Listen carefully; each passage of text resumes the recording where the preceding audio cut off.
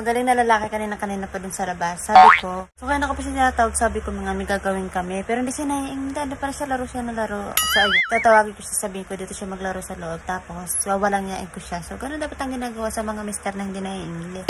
So ayun, tawagin ko siya, sabihin ko dito siya maglaro sa loob. Tapos ang gawin ko, wawalang niyain ko siya. Ganun dapat. So ayan, tawagin na natin siya. Laro na naman siya. Laro na lang. Sabi ko kumain na kami, hindi pa nag-iintindi. Kaya na kumain, ha? Ha? Na. Bata pa. Ano? Ayaw mo maistorbo, ha? Si Nena ay hubad na.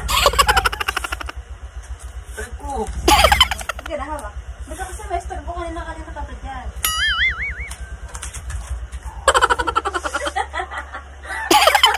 Tamas mo. Bakit? Oh. 2,000 agad. Oh, napindot ko pa.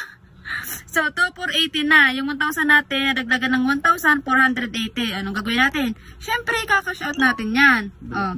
Balik na ulit sa 5K. Nadagdagan pa ng 980. O, diba? Ganun lang kadali. So, ayan, dito naman tayo guys sa color game. Ayan, mabilis din makapagpadami ng pera dito guys.